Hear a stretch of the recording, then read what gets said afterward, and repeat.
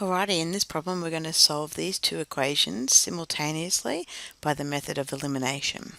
Now the first thing I like to do is I like to write the two equations down one on top of the other and label them 1 and 2. So we're going to write the 5x take 7y equals minus 33 here and call this equation 1, and the 4x plus 3y is equal to 8 here, and we'll call this equation 2. Now the whole idea of elimination is that we want to get rid of one of the letters in the first step so that we can solve for the other letter. Now in this instance you'll see none of these letters are the same. We've got 5x here and 4x here. They're not the same, so we can't just subtract or add the two equations.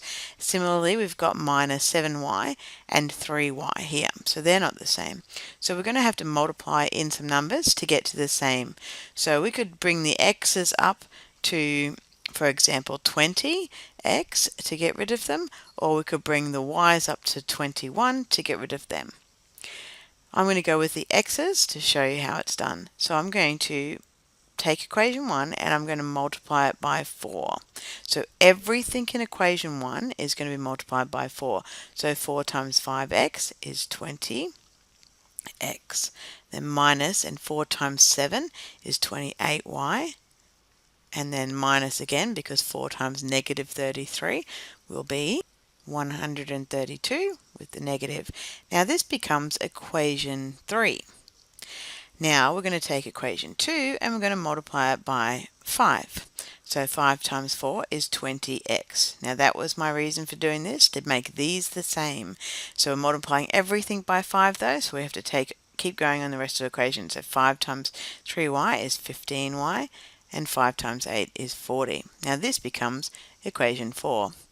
Now what I want to do is just work with these two equations. I've got 20x and 20x, so if I do one equation, take the other, 20 will be eliminated. Now because this is the negative here, I'm going to do equation 4 minus equation 3. So 20x minus 20x, that's gone. Then we'll have 15y minus negative 28y, and we'll have 40 minus negative 132. Now we're going to simplify this and solve for y. So this would be 43y here, and this side will be 172. When we divide through by the 43, we end up with y equal to 4. Now we have a solution for y. We want to put this back into one of the original equations, 1 or 2, it doesn't matter which one, to find a solution for x. So I'm going to sub y is equal to 4 into equation 2. Why did I choose equation 2? Because it's plus 3y and I'm not going to be dealing with some negatives. So that just makes it a little bit easier. So I have 4x plus, and then 3 times y, but I know y is 4, so 3 times 4, and that is equal to 8. Now I'm going to solve this. So we have the 4x and we're simplifying down to the 12 is 8, and now we want to know what x is by itself. So we're going to move the 12 over to here, so it becomes 8 take 12, and we're going to divide through by the 4 because opposites on opposite sides of the equal sign, and we know that x is equal to minus 1. Now obviously we want to check that this is the right answer, and we'll do that by substituting into equation 1. We use equation 1 because we used equation 2 to solve it, so if we're going to check in there, of course it's going to be right.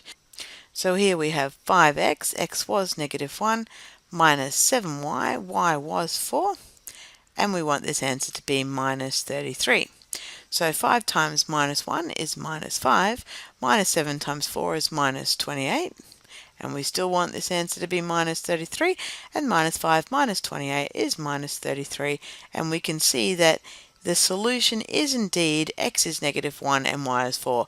We can write the solution as a point because if we'd had graphed these, then this would have been the point that the two lines intersected at. Thanks for watching.